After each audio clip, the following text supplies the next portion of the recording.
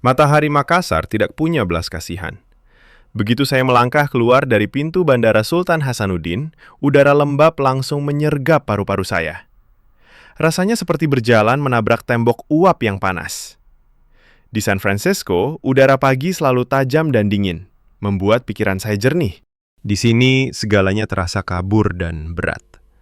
Saya menyeka keringat di dahi dengan sapu tangan sutra. Saya melihat arloji di pergelangan tangan. Kami sudah terlambat 10 menit dari jadwal. Bagi saya, waktu bukan sekedar uang. Waktu adalah segalanya. Di dunia teknologi tempat saya membangun kerajaan, keterlambatan 1 detik berarti kegagalan sistem. Selamat datang Tuan Vance, selamat datang di Sulawesi.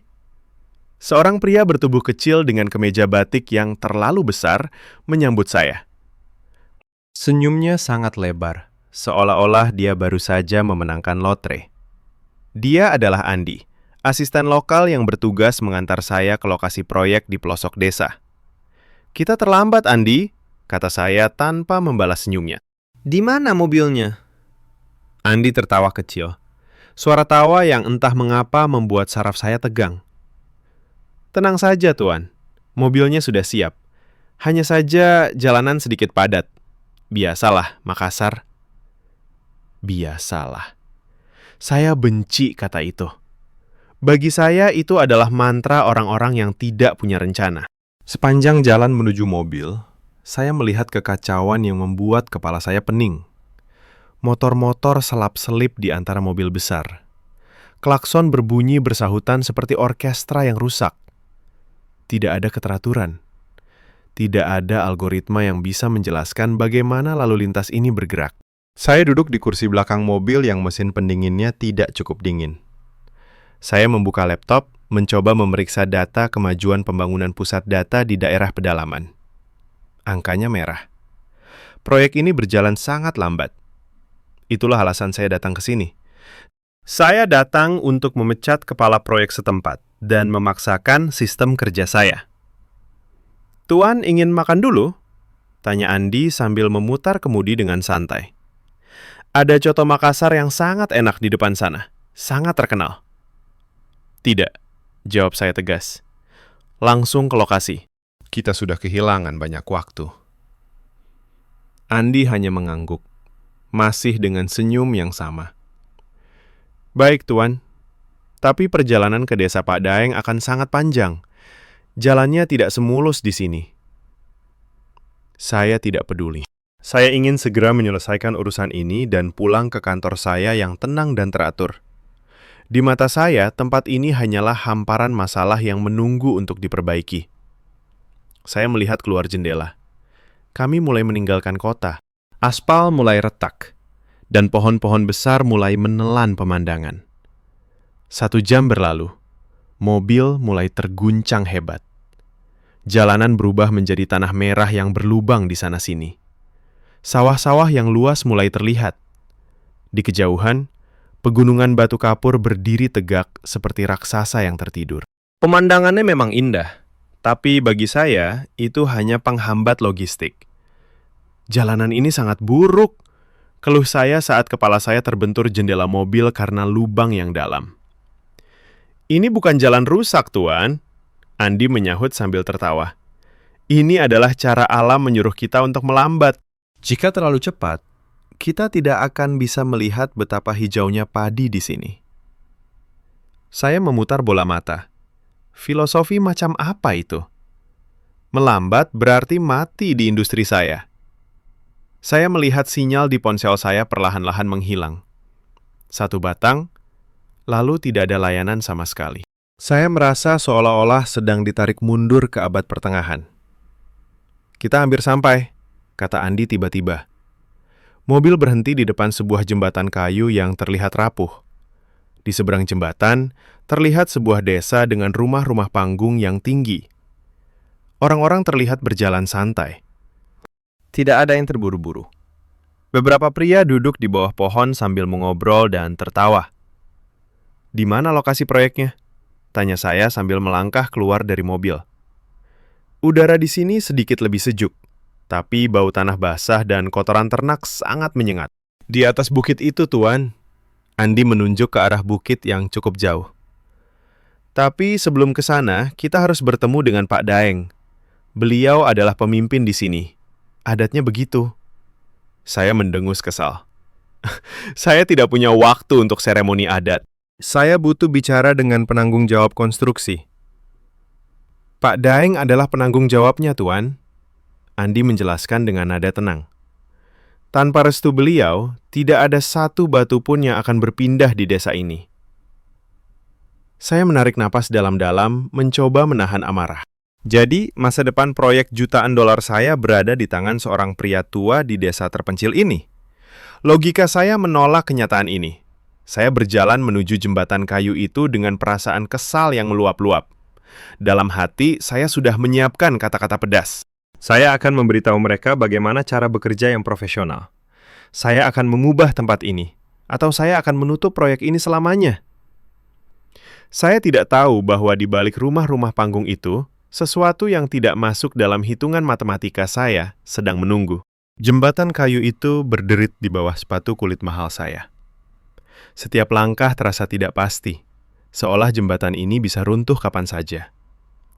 Di bawah, aliran sungai mengalir deras, menghantam batu-batu besar dengan suara gemuruh. Saya tidak suka ketidakpastian ini. Di dunia saya, segalanya harus kokoh dan terukur. Hati-hati, Tuan, pegangan pada talinya, seru Andi dari depan.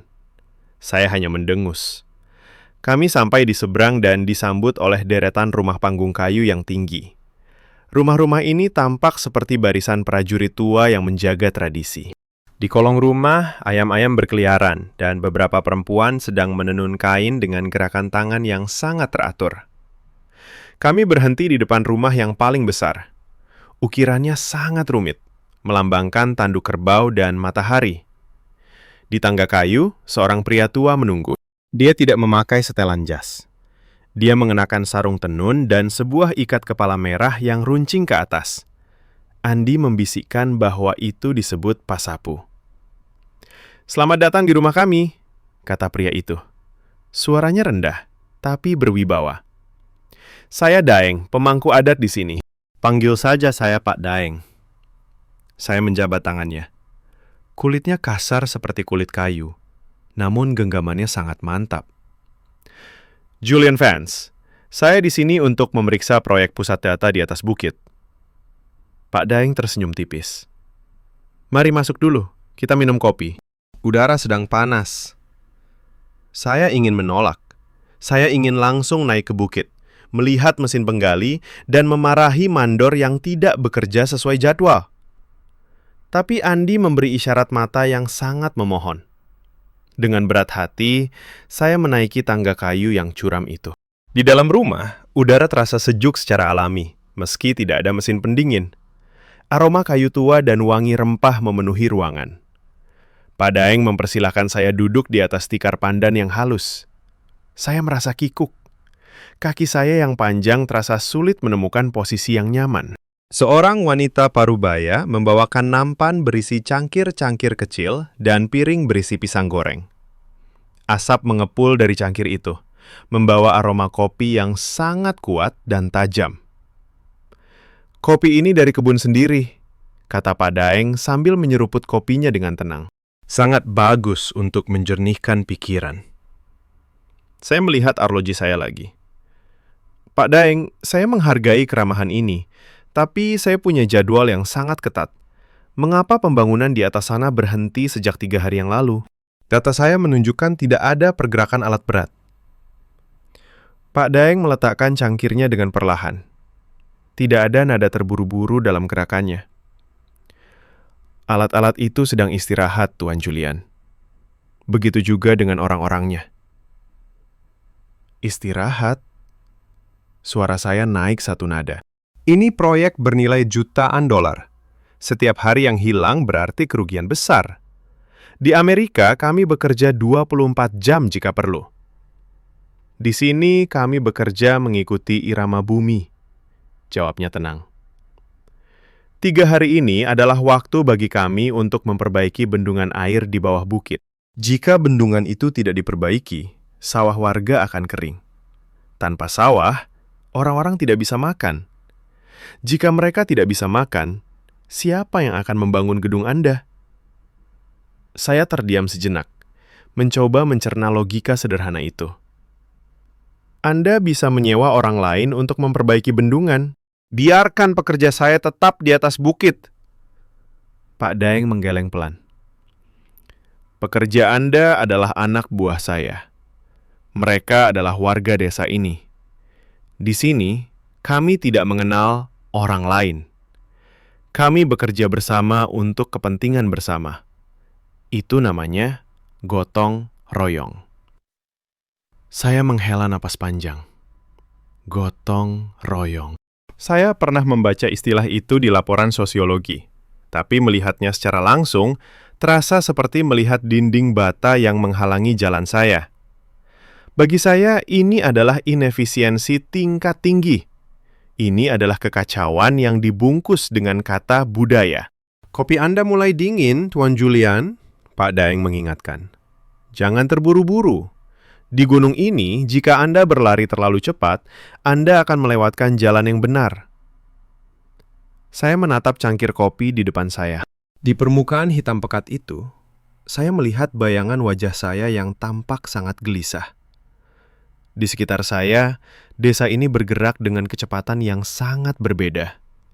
Lambat, tenang, dan seolah-olah waktu tidak memiliki kuasa apapun. Saya meminum kopi itu. Rasanya pahit, tajam, namun ada jejak rasa manis yang tertinggal di kerongkongan. Pak Daeng terus memperhatikan saya dengan mata tuanya yang tajam namun teduh. Saya merasa seperti anak kecil yang sedang diajari cara berjalan. Padahal, saya adalah orang yang biasanya mengatur langkah ribuan karyawan. Sore itu, untuk pertama kalinya dalam bertahun-tahun, saya tidak bisa melakukan apapun selain duduk dan menunggu kopi saya habis. Dan itu membuat saya merasa sangat tidak berdaya. Pagi berikutnya, saya bangun sebelum matahari terbit. Udara di desa ini sangat dingin. Jauh berbeda dengan hawa panas di Makassar. Suara ayam jantan bersahutan seperti alarm yang saling berlomba. Saya tidak tidur nyenyak. Alas tidur dari bambu ini keras. Dan pikiran saya terus berputar pada jadwal proyek yang berantakan. Saya segera menuju lokasi proyek di atas bukit. Saya membawa tablet saya, penuh dengan grafik kemajuan dan daftar target harian. Saya sudah menyiapkan rencana baru. Jika uang adalah penggerak dunia, maka saya akan menggunakan uang untuk mempercepat segalanya di sini. Di lokasi, beberapa pekerja sudah mulai berkumpul. Mereka tampak santai, merokok sambil bercanda. Saya berdiri di atas sebuah tumpukan kayu dan berteriak memanggil mereka. Semuanya, dengarkan!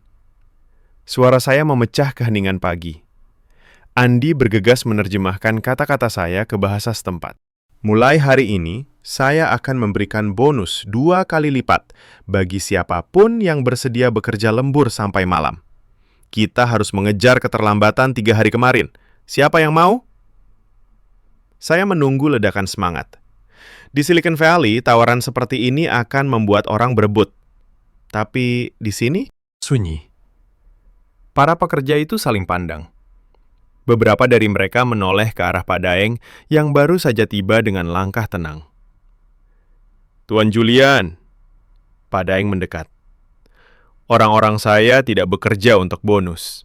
Mereka bekerja untuk memenuhi kebutuhan keluarga dan menjaga desa. Semua orang butuh uang, Pak Daeng, balas saya dengan nada tidak sabar.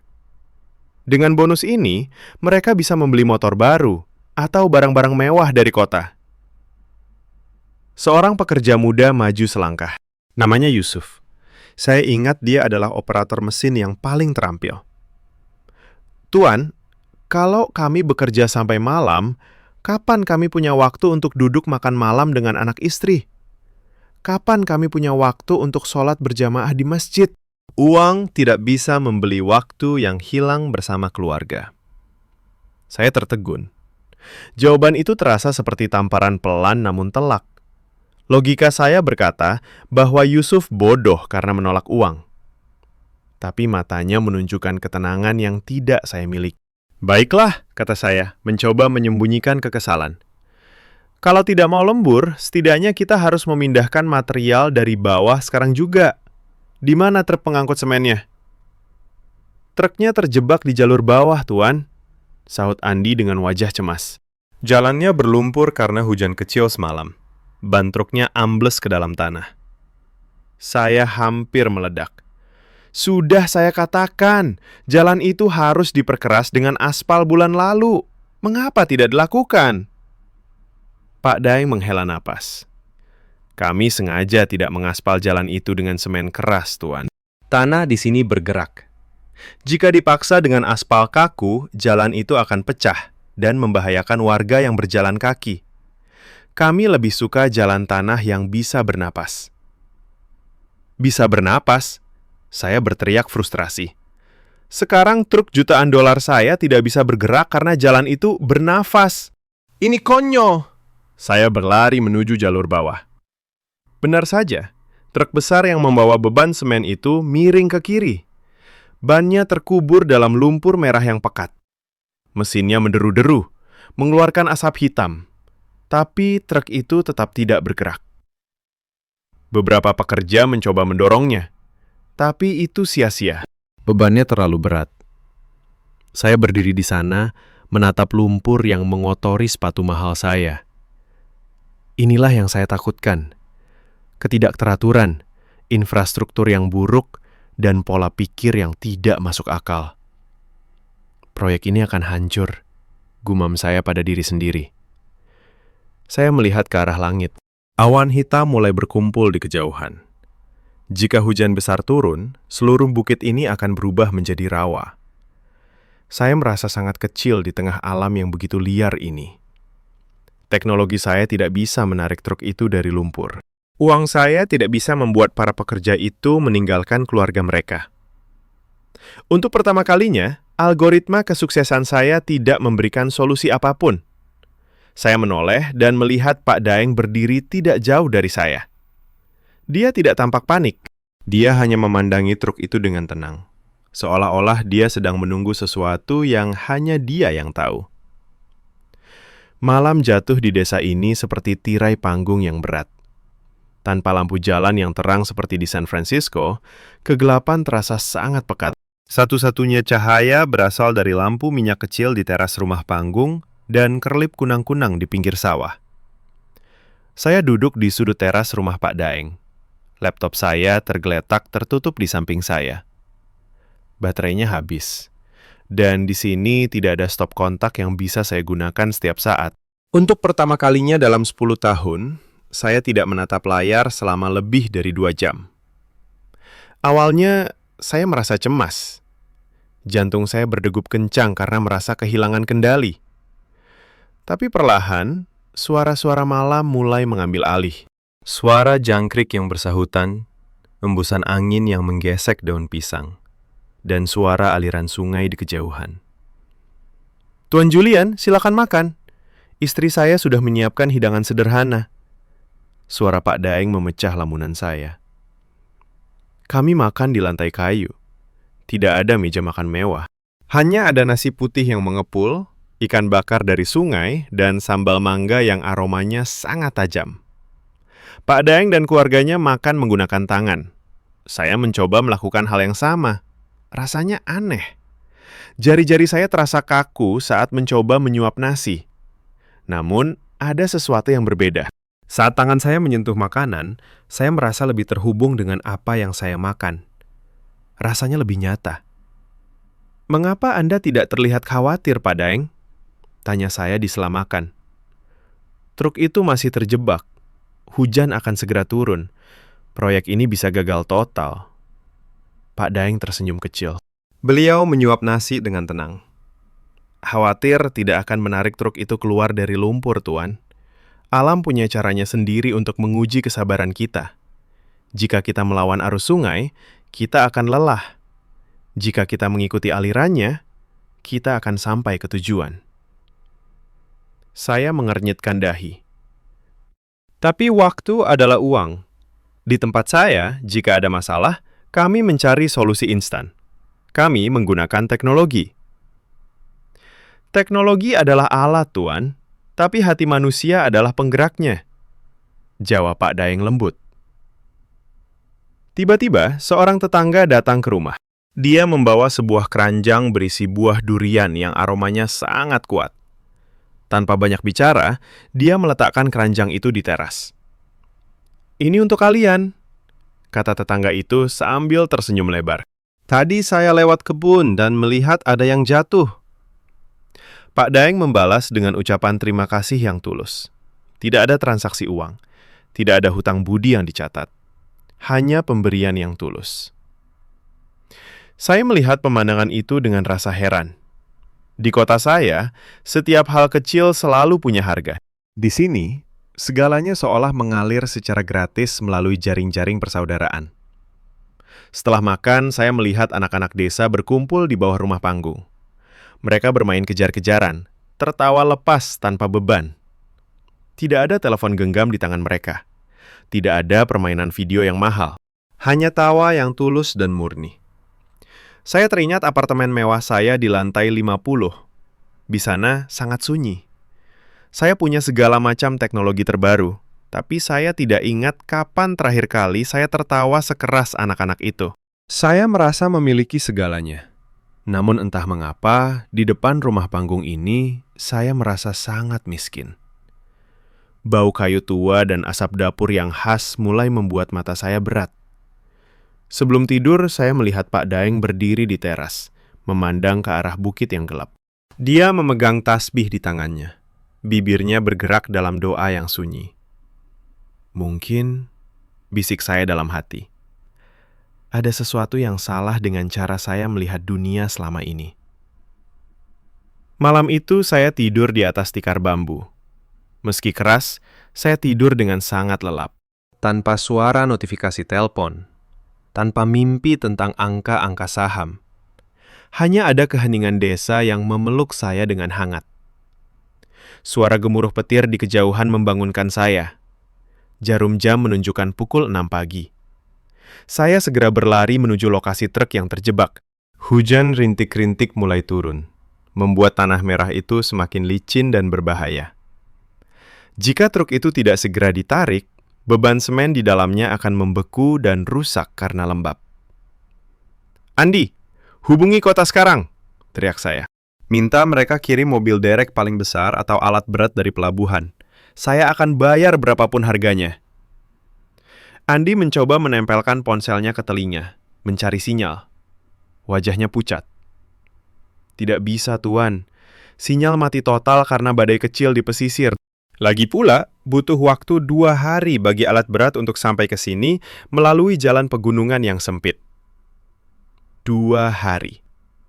Itu berarti kiamat bagi proyek saya. Saya menendang gumpalan lumpur dengan rasa putus asa. Semua teknologi canggih saya, semua koneksi saya di kota, tidak berguna di depan genangan lumpur ini. Saya merasa seperti orang buta di tengah hutan. "Tuan Julian, jangan gelisah." Suara tenang Pak Daeng terdengar dari belakang. Beliau datang tidak sendirian. Di belakangnya, ada sekitar 50 orang pria dari desa. Beberapa membawa batang bambu yang sangat besar, gulungan tali tambang dari sabut kelapa, dan beberapa bilah kayu tebal. Mereka tidak membawa mesin. Mereka tidak membawa peralatan modern. "Apa yang akan kalian lakukan dengan bambu-bambu itu?" tanya saya, hampir tertawa karena tidak percaya. "Truk ini beratnya belasan ton. Kalian butuh mesin, bukan kayu." Pak Daeng hanya tersenyum tipis. Beliau tidak membantah. Beliau memberikan isyarat kepada orang-orangnya. Tanpa suara teriakan yang bising, orang-orang itu mulai bekerja. Mereka seperti semut yang tahu persis tugas masing-masing. Beberapa orang mulai menggali tanah di bawah ban yang ambles. Mereka meletakkan bilah-bilah kayu sebagai landasan. Pria-pria lain mengikatkan tali tambang ke rangka baja truk. Ujung tali itu dihubungkan ke batang-batang bambu panjang yang ditancapkan ke batang pohon besar di pinggir jalan. Mereka menggunakan sistem pengungkit tradisional, bisik Andi kagum. Saya memperhatikan dengan saksama. Pak Daeng berdiri di tengah, memberikan aba-aba hanya dengan gerakan tangan. Tidak ada mikrofon, tidak ada perintah yang kasar. 1, 2, tarik! Teriak Yusuf, operator muda yang kemarin menolak bonus saya. Seluruh pria itu menarik tali secara bersamaan. Otot-otot lengan mereka menegang. Keringat bercampur dengan air hujan di wajah mereka.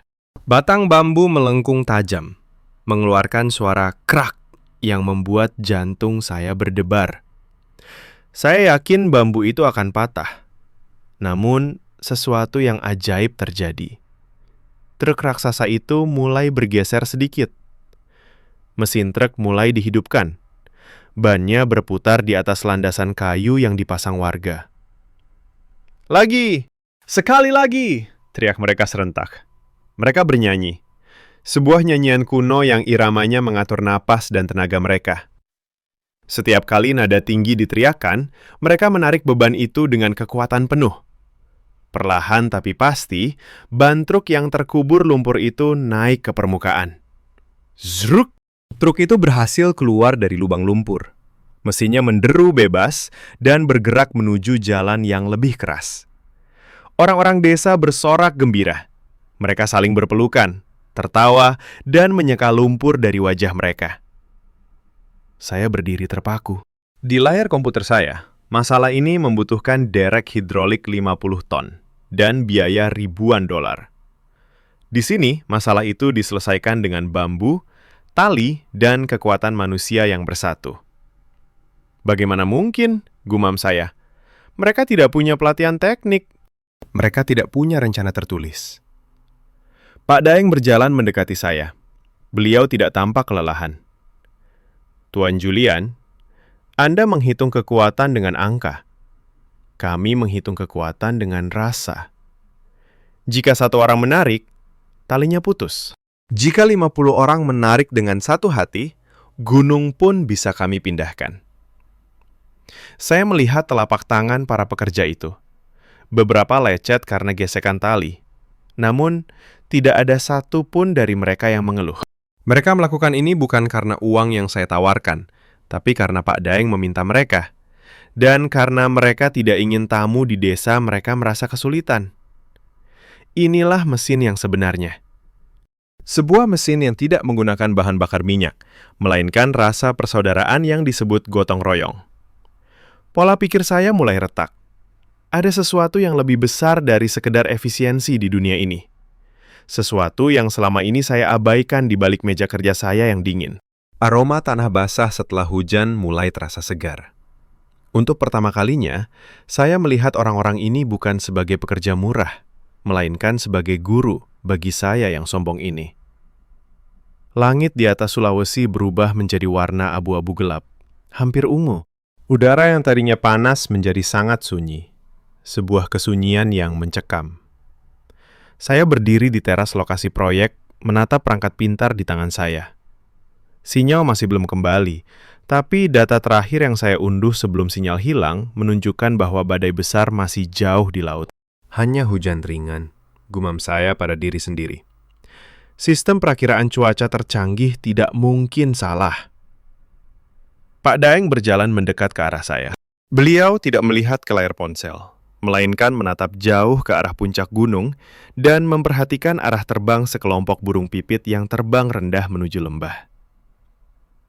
"Tuan Julian, kita harus menghentikan semua kegiatan.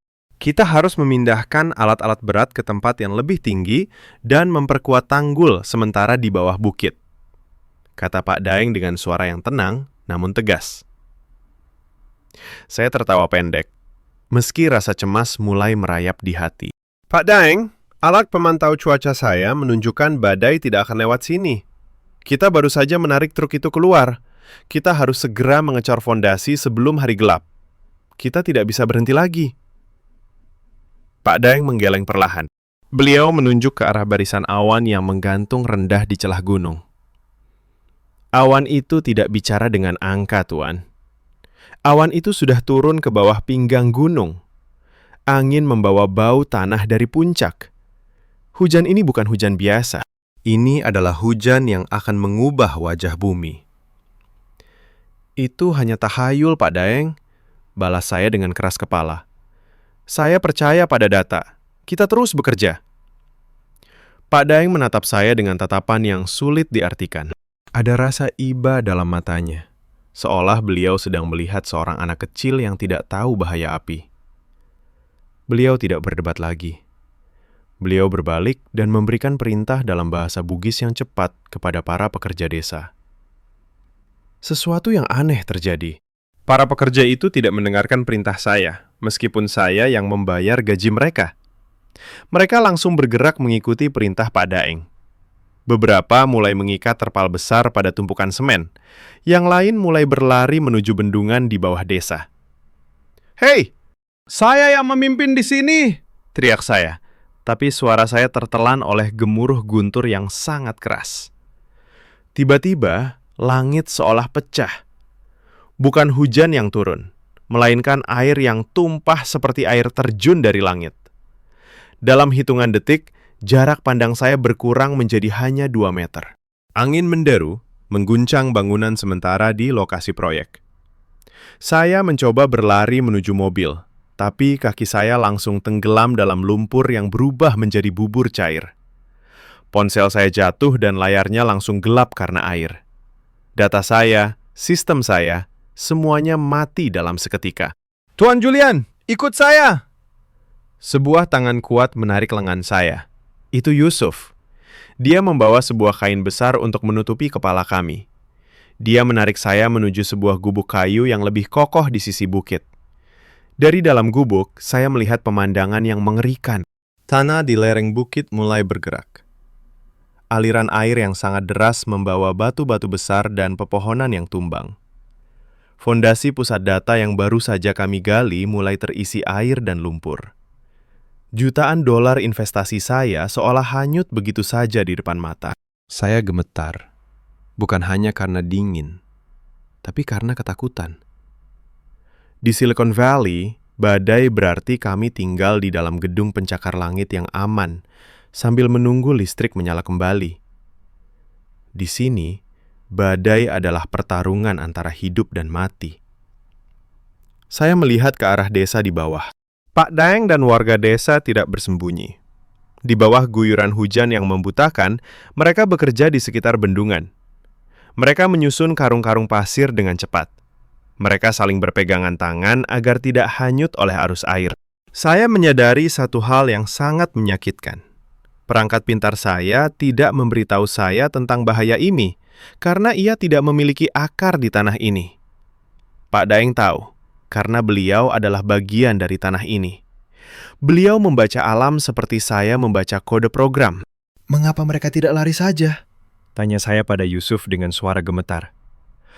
"Kalau mereka lari, desa akan tenggelam, Tuan," jawab Yusuf sambil menatap lurus ke arah kawan-kawannya. "Di sini tidak ada yang selamat sendirian. Kami selamat bersama, atau kami hilang bersama." Kata-kata itu menghantam saya lebih keras daripada suara petir. Selama ini saya hanya peduli pada efisiensi diri saya sendiri, pada karir saya, dan pada angka-angka di layar. Saya tidak pernah memikirkan sebuah tanggung jawab yang begitu besar, sehingga seseorang rela berdiri di tengah badai demi orang lain. Malam mulai turun, dan hujan belum juga reda. Di tengah kegelapan dan suara badai yang mengamuk, saya merasa sangat bodoh. Semua kesombongan saya sebagai CEO besar hancur berkeping-keping. Saya hanya seorang pria kecil yang ketakutan, berlindung di gubuk kayu, sementara orang-orang yang saya anggap tidak disiplin, itu sedang berjuang menyelamatkan dunia mereka. Kegelapan malam itu terasa seperti lubang hitam yang siap menelan apa saja. Hujan tidak lagi terdengar seperti air yang jatuh, melainkan seperti ribuan jarum yang menghantam atap gubuk. Tiba-tiba, saya mendengar suara yang lebih mengerikan dari guntur. Suara itu dalam, berat, dan berasal dari perut bumi, seperti suara raksasa yang sedang mengerang kesakitan. "Longsor!" teriak Yusuf. Wajahnya yang biasanya tenang kini dipenuhi ketakutan. Dia tidak lagi mempedulikan saya. Dia berlari keluar menuju kegelapan. Saya, dengan tubuh yang gemetar karena kedinginan, memaksa diri untuk mengikuti. Di luar, pemandangannya seperti di dalam mimpi buruk. Sebagian lereng bukit di atas lokasi proyek mulai amblas. Pohon-pohon besar tumbang seperti korek api. Aliran lumpur tebal yang bercampur batu besar meluncur turun menuju lokasi pusat data, dan yang lebih buruk, menuju pemukiman warga di bawahnya. Tiba-tiba suara bunyi-bunyian keras terdengar dari arah rumah Pak Daeng. Itu bukan suara mesin atau sirene. Itu adalah suara gendang yang dipukul dengan irama yang cepat dan berulang-ulang. Itu tanda bahaya, Andi berteriak di samping telinga saya. Pak Daeng memanggil semua orang. Saya melihat ke arah jalan setapak yang berlumpur. Dari kegelapan, muncul cahaya-cahaya kecil dari obor bambu yang mencoba melawan angin. Puluhan, lalu ratusan orang muncul dari balik bayangan. Mereka datang bukan hanya dari desa ini, tapi juga dari desa-desa seberang sungai. Saya tidak percaya dengan mata sendiri. Bagaimana mereka bisa tahu? Sinyal telepon mati, jalanan terputus. Namun mereka datang membawa cangkul, karung, dan balok kayu. Mereka bergerak tanpa komando yang berisik, seolah-olah mereka adalah satu tubuh yang memiliki banyak tangan. Cepat, buat aliran pengalih di sini. Suara Pak Daeng terdengar mengatasi deru hujan. Beliau berdiri di titik yang paling berbahaya, hanya beberapa meter dari aliran lumpur yang bergerak. Beliau mengenakan pasapu merahnya yang kini sudah basah kuyup. Di bawah perintahnya, orang-orang itu membentuk barisan panjang. Mereka memindahkan karung-karung berisi tanah dan batu dari tangan ke tangan. Saya berdiri mematung. Saya melihat Yusuf, pria yang saya anggap lamban, kini bekerja dengan kekuatan yang tidak masuk akal. Saya melihat pria-pria tua yang tadi sore duduk santai, kini mengangkat balok kayu berat untuk menahan laju lumpur. Apa yang sedang terjadi ini? Ini bukan manajemen krisis yang pernah saya pelajari di sekolah bisnis. Tidak ada rapat koordinasi, tidak ada pembagian tugas formal, tidak ada kontrak asuransi. Yang ada hanyalah sebuah kesadaran kolektif yang luar biasa. Mereka mempertaruhkan nyawa untuk menyelamatkan rumah tetangga. Dan yang membuat saya sesak napas, untuk menyelamatkan proyek saya. Tuan Julian, menjauh dari sana! Teriak Andi sambil menarik bahu saya. Sebuah bongkahan batu besar meluncur tepat di tempat saya berdiri sedetik yang lalu. Batu itu menghantam tiang listrik darurat saya, menghancurkannya hingga berkeping-keping. Peralatan mahal saya terkubur dalam hitungan detik. Tapi orang-orang itu tidak berhenti. Mereka terus membangun tanggul darurat, mengalihkan aliran lumpur menuju jurang yang kosong, menjauh dari pusat desa. Selama berjam-jam, saya menyaksikan sebuah keajaiban. Di bawah guyuran hujan badai, di tengah ancaman maut, manusia-manusia ini menunjukkan kekuatan yang lebih hebat dari mesin manapun yang pernah saya ciptakan. Mereka tidak bekerja untuk efisiensi. Mereka bekerja untuk kehidupan. Saat fajar mulai menyingsing, hujan perlahan mereda menjadi gerimis tipis. Aliran lumpur telah berhenti tepat beberapa meter sebelum menyentuh rumah-rumah warga. Lokasi proyek saya memang hancur sebagian, tapi struktur utamanya selamat berkat tanggul darurat yang dibangun warga semalam. Saya melihat Pak Daeng terduduk di atas sebuah batu besar. Wajahnya sangat lelah. Pakaiannya penuh lumpur merah, tapi matanya tetap tenang.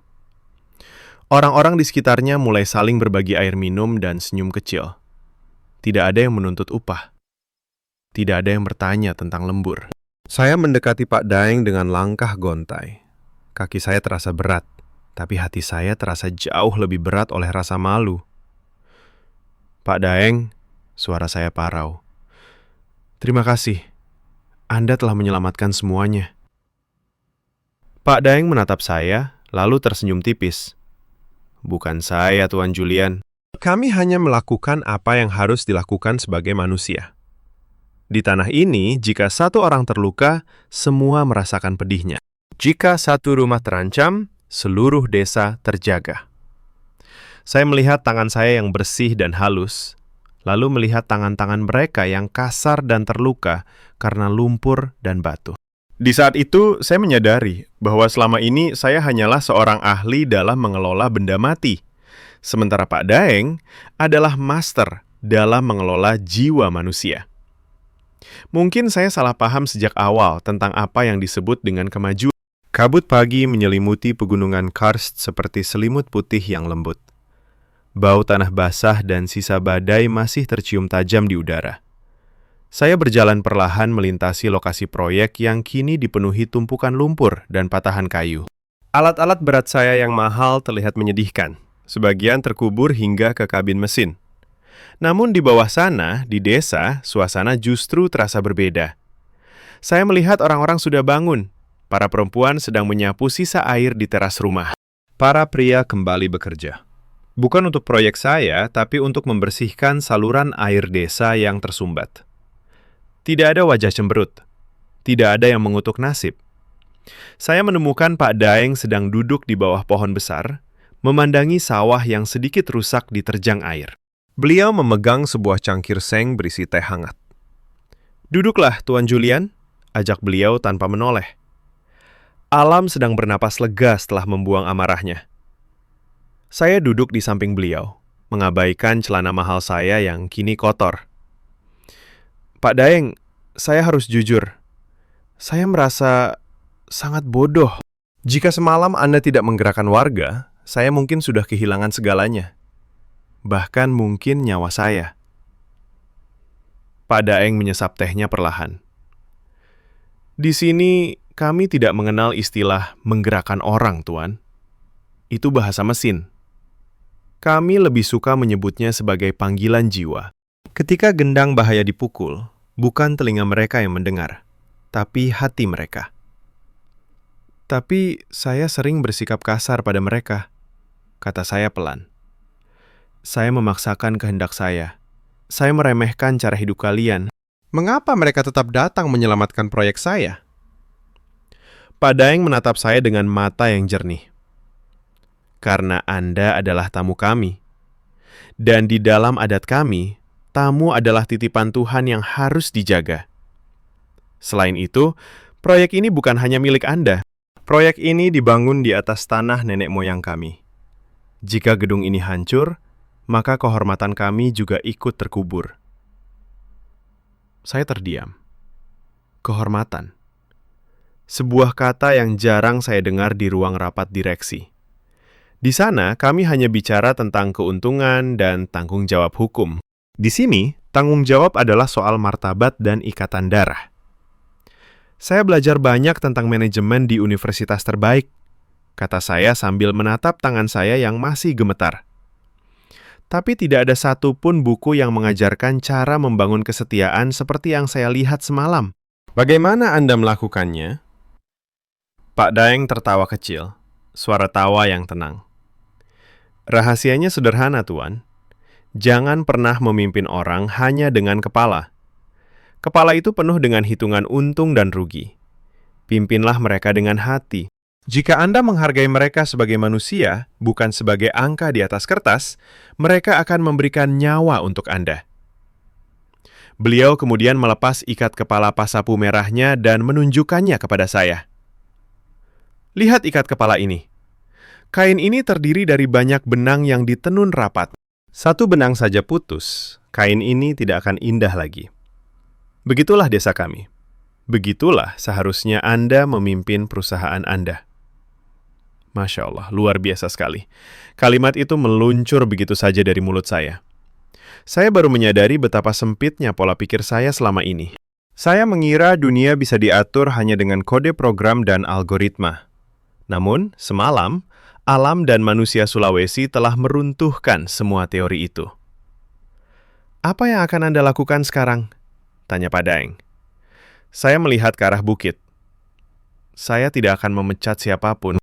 Saya akan membangun kembali tempat ini, tapi bukan dengan cara saya yang lama.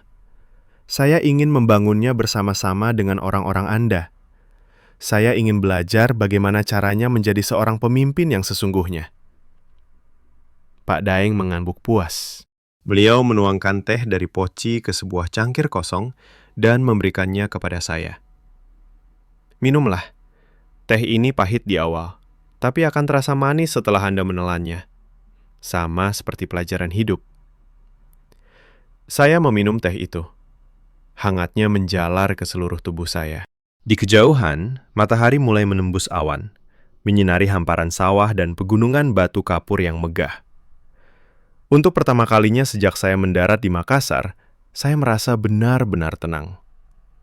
Saya merasa telah menemukan sesuatu yang jauh lebih berharga daripada pusat data bernilai jutaan dolar. 1 minggu telah berlalu sejak badai besar itu menghantam. Lokasi proyek yang dulunya sunyi kini kembali ramai, namun suasananya terasa sangat berbeda. Tidak ada lagi teriakan ketegangan atau suara klakson yang tidak sabar. Sekarang, suara yang terdengar adalah nyanyian kecil para pekerja dan bunyi benturan kayu yang ritmis. Saya tidak lagi mengenakan kemeja putih yang kaku. Saya memakai kaos oblong sederhana dan celana panjang yang sudah terkena noda lumpur. Arloji mewah saya tetap berada di dalam tas. Saya tidak membutuhkannya lagi untuk menghitung setiap detik kegelisahan saya. Tuan Julian, bagaimana menurut Anda jika fondasi sebelah kiri ini kita buat lebih melandai? Tanya Yusuf sambil menunjukkan sketsa sederhana di atas tanah. Mengikuti alur akar pohon besar itu agar tanahnya tidak bergeser lagi. Saya jongkok di sampingnya, melihat tanah merah yang kini mulai mengeras. Dulu, saya pasti akan menolak ide itu karena tidak ada dalam desain asli arsitek Amerika saya. Tapi sekarang, saya mengangguk. Lakukan saja, Yusuf, jawab saya tulus. Kalian lebih tahu bagaimana tanah ini bernapas daripada komputer saya di San Francisco. Yusuf tersenyum lebar dan segera memanggil teman-temannya. Saya memperhatikan mereka bekerja. Mereka masih lambat jika diukur dengan standar industri global. Namun hasil kerja mereka sangat teliti. Mereka mengerjakan setiap bagian dengan rasa hormat, seolah-olah mereka sedang membangun rumah untuk keluarga mereka sendiri. Saya mengubah seluruh sistem manajemen saya. Saya menghapus papan target yang penuh dengan angka-angka intimidasi. Sebagai gantinya, saya membuat sebuah lingkaran diskusi setiap pagi di bawah pohon besar. Kami tidak bicara tentang output. Kami bicara tentang apa yang bisa kita selesaikan bersama hari ini tanpa ada yang merasa terbebani. Hasilnya sungguh di luar dugaan. Tanpa tekanan bonus atau ancaman pemecatan, kemajuan pembangunan justru meningkat pesat. Orang-orang bekerja dengan sukarela. Jika satu bagian mengalami kendala, kelompok lain akan datang membantu tanpa diminta. Inilah kekuatan gotong royong yang sebenarnya, sebuah algoritma sosial yang jauh lebih canggih daripada kecerdasan buatan manapun. Sore harinya saya berjalan menuju rumah Pak Daeng. Beliau sedang memperbaiki jaring ikan di terasnya. Saya duduk di sampingnya, merasa benar-benar diterima di sini. Tuan Julian sudah terlihat seperti orang Sulawesi, goda Pak Daeng sambil melihat pakaian saya. Saya tertawa lepas. Saya merasa lebih hidup di sini, Pak Daeng. Selama ini saya hanya mengejar angka di layar. Tapi di sini, saya melihat manusia. Saya melihat bagaimana sebuah sistem yang paling kuat justru dibangun dari rasa saling percaya, bukan dari rasa takut. Itu adalah rahasia nenek moyang kami, sahut Pak Daeng pelan. Kami menyebutnya si papa. Artinya, saling menggenggam. Jika kita menggenggam tangan satu sama lain, beban yang paling berat pun akan terasa ringan. Saya merenungkan kata-kata itu. Si papa? Sebuah filosofi kepemimpinan yang akan saya bawa pulang. Saya menyadari bahwa kemajuan teknologi tidak akan ada artinya jika ia menghancurkan kemanusiaan. Pusat data yang saya bangun ini tidak boleh hanya menjadi tumpukan server dingin, tapi harus menjadi bagian dari ekosistem yang menyejahterakan warga di sini. Mungkin saya salah paham sejak awal. Saya pikir saya datang ke sini untuk memberikan peradaban kepada orang-orang tertinggal. Ternyata, sayalah yang tertinggal dalam hal yang paling mendasar. Bagaimana cara menjadi manusia yang seutuhnya? Besok adalah hari terakhir saya di desa ini sebelum harus kembali ke Amerika untuk memberikan laporan kepada Dewan Direksi. Hati saya merasa berat. Ada bagian dari diri saya yang ingin tetap tinggal di bawah bayangan gunung batu kapur ini, mendengarkan suara azan yang syahdu dan tawa tulus anak-anak desa. Namun, saya tahu saya harus pulang. Saya punya misi baru. Saya harus membawa keajaiban Indonesia ini ke tengah-tengah dunia yang gila akan kecepatan dan persaingan. Saya ingin membuktikan bahwa bisnis bisa dijalankan dengan hati. Terima kasih untuk semuanya, Pak Daeng, kata saya sambil menatap matahari yang mulai tenggelam di balik sawah. Pak Daeng menepuk bahu saya. Pulanglah, Tuan Julian. Bawa semangat kami bersamamu. Jangan biarkan dunia yang dingin itu membekukan hatimu lagi. 2 minggu kemudian, saya berdiri di lantai 50 sebuah gedung pencakar langit di San Francisco. Ruangan rapat ini sangat dingin. Jauh lebih dingin daripada AC di mobil Andi. Di luar jendela kaca yang tebal, kabut kota menyelimuti jembatan Golden Gate. Semuanya tampak abu-abu, kaku, dan tanpa nyawa. Di depan saya, 10 orang anggota Dewan Direksi duduk dengan wajah tegang. Mereka sudah menyiapkan tumpukan laporan kerugian akibat keterlambatan proyek di Sulawesi. Mereka menunggu penjelasan logis, angka-angka statistik, dan rencana pemecatan besar-besaran. Tuan Vance, Ketua Dewan memulai dengan suara datar. Laporan Anda menunjukkan keterlambatan jadwal selama 3 minggu. Biaya membengkak. Kami ingin tahu apa yang sebenarnya terjadi di sana. Saya berdiri perlahan. Saya tidak membuka laptop. Saya tidak menyalakan layar proyeksi yang besar. Di tangan saya hanya memegang sebuah kain merah tua yang sudah agak pudar warnanya. Ikat kepala pasapu pemberian Pak Daeng. Saya tidak akan menunjukkan grafik hari ini, kata saya dengan tenang. Suara saya terdengar mantap, sebuah ketenangan yang saya pelajari dari atas batu di Sulawesi. Para direktur itu saling pandang, bingung. Saya pergi ke Indonesia untuk membangun sebuah pusat data, lanjut saya. Saya pikir saya adalah orang yang paling pintar di sana. Saya pikir saya bisa mengatur alam dan manusia dengan kode program. Saya salah besar. Saya menceritakan tentang truk yang terjebak lumpur. Saya menceritakan tentang bagaimana 50 orang menarik beban belasan ton hanya dengan bambu dan nyanyian. Saya menceritakan tentang malam badai ketika ratusan orang datang menembus kegelapan untuk menyelamatkan proyek orang asing tanpa mengharap imbalan 1 sen pun. Apa yang terjadi di sana bukan tentang kegagalan teknis, kata saya sambil memegang kain pasapu itu. Itu adalah sebuah keajaiban. Mereka menyebutnya gotong royong. Sebuah sistem manajemen di mana manusia tidak dilihat sebagai angka, melainkan sebagai saudara. Ruangan itu menjadi sangat sunyi. Tidak ada suara ketikan komputer. Tidak ada suara ponsel. Mereka semua menatap saya, seolah-olah saya sedang berbicara dalam bahasa yang sudah lama mereka lupakan. Saya sudah mengubah struktur organisasi kita di sana, kata saya tegas. Kita tidak akan lagi memimpin dengan rasa takut atau tekanan bonus. Kita akan memimpin dengan rasa hormat. Dan hasilnya? Sejak saya pergi, efektivitas kerja mereka meningkat 3 kali lipat. Bukan karena mesin baru, tapi karena mereka bekerja dengan hati. Saya meletakkan pasapu itu di tengah meja rapat yang mahal. Dunia teknologi kita mungkin punya kecepatan, tapi Indonesia punya kehangatan. Kita butuh keduanya untuk benar-benar maju. Pertemuan itu berakhir tanpa ada satupun orang yang dipecat. Sebaliknya, Dewan Direksi sepakat untuk menerapkan nilai-nilai kemanusiaan dalam setiap proyek global kami. Sore harinya, saya duduk di kantor saya yang luas. Saya melihat ke arah Cakrawala. Pikiran saya terbang kembali ke sebuah desa di pelosok Sulawesi. Saya bisa mendengar suara tawa Yusuf, aroma kopi Pak Daeng, dan bunyi jangkrik di pinggir sawah.